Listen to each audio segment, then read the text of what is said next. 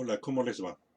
Vamos a revisar ahora brevemente un resumen del pensamiento de Aya de la Torre. En primer lugar, es necesario recordar la época en la cual surge este pensamiento. Esta es la época que se inicia con las revoluciones populares. Las crisis de los estados oligárquicos de fines del siglo XIX e inicios del siglo XX habían sido, entre comillas, resueltas anteriormente por guerras civiles, golpes de estados, azonadas, puestas de manos y toda una serie de trafacías políticas al interior de los propios grupos dominantes. Pero en 1910, la Revolución Mexicana muestra una manera distinta de intentar la resolución de la crisis del Estado oligárquico. Esta manera distinta son las revoluciones populares. Las revoluciones populares se caracterizan fundamentalmente por su carácter masivo. Es el pueblo, una gran parte de él, quien participa directamente en la contienda política.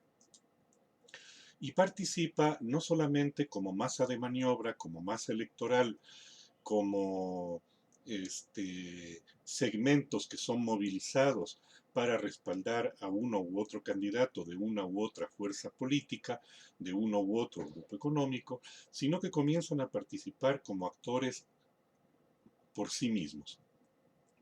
Este es el primer gran elemento que saca a la luz la Revolución Mexicana.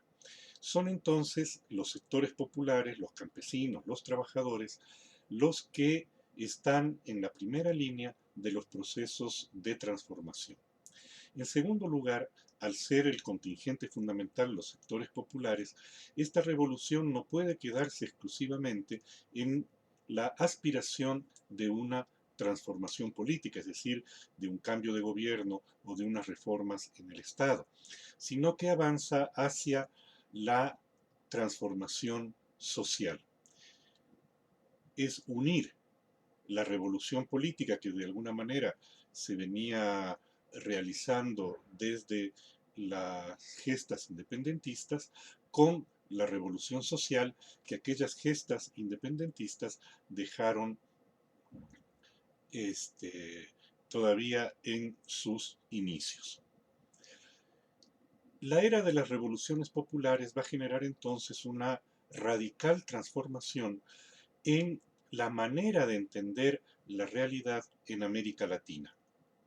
Y a partir de la Revolución Mexicana, nosotros vamos a encontrar una cantidad de propuestas distintas que van a ir enlazándose unas con otras hasta dar por resultado formas que van más allá del liberalismo, aún del liberalismo radical.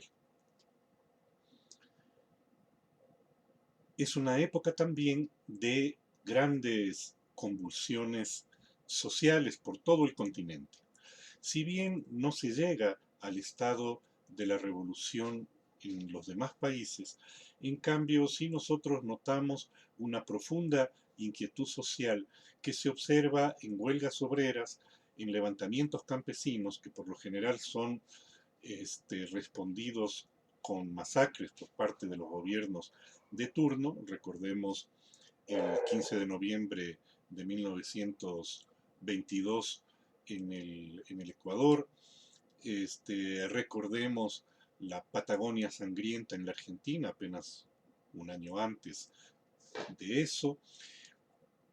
Levantamientos campesinos por la tierra. Acá en el Ecuador tuvimos una serie de acciones campesinas centradas fundamentalmente en el norte de la provincia de Pichincha, en la zona de Cayambe y en la provincia de Chimborazo, y también una inquietud muy grande en las clases medias, sobre todo las clases medias jóvenes, ¿no?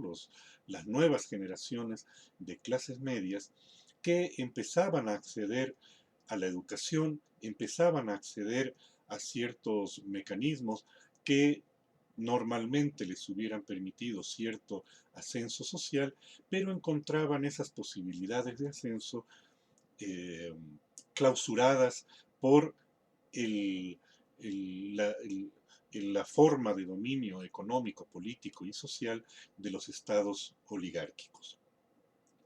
Fruto de esta inquietud de las clases medias son los procesos de reforma universitaria que se inician en Córdoba, en la República Argentina, en 1919. Además, todo este escenario latinoamericano ocurría en un contexto mundial también de profunda inquietud, también de profunda convulsión.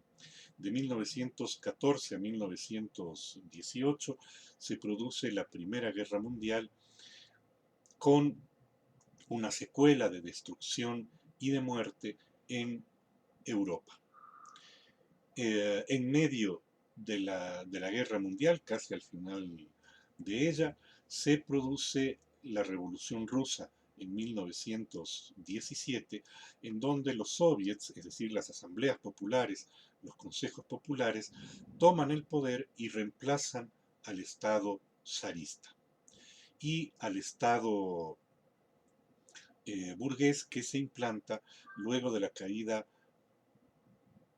mm, intermedia, por decirlo así, del zarismo en febrero de 1917. La Revolución Rusa muestra que al mundo entero es posible modificar radicalmente la situación política y social, que las revoluciones sociales son efectivamente posibles, que no es una fatalidad del destino, que los intentos de transformación deban quedarse exclusivamente en un cambio de gobierno. La Revolución Mexicana y la Revolución Rusa, para el caso de América Latina, se convierten entonces en los grandes faros que van iluminando las inquietudes sociales y las búsquedas de soluciones.